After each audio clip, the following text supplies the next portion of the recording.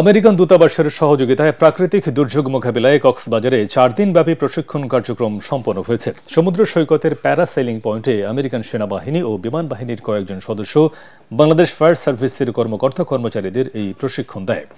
এতে বন্যা, জলোচ্ছ্বাস ও ঘূর্ণিঝড়ে আটকে পড়া ব্যক্তিদের উদ্ধার, পানিতে ভেসে যাওয়া থেকে উদ্ধার সহ নানা বিষয়ে প্রশিক্ষণ নেন ফায়ার সার্ভিসের সদস্যরা। পরে প্রশিক্ষণপ্রাপ্তদের মাঝে সনদ বিতরণ করা হয়।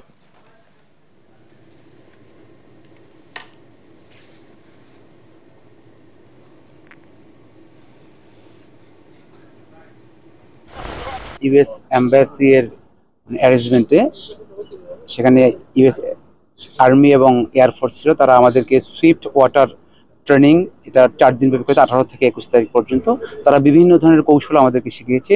যদি কখনো কোনো বড় ধরনের সাইক্লোন বা বন্যা হয়ে যায়, সেখানে আমরা খুব দ্রুত কিভাবে ভিক্টিমকে উদ্ধার করতে পারি, তারা অত্যন্ত দক্ষ ছিল এবং সে তাদের যে স্কিলগুলো যে আমাদেরকে শিখিয়েছে, আমরা যে কোনো দুর্যোগে সেই স্কিলগুলো ব্যবহার করতে পারবো।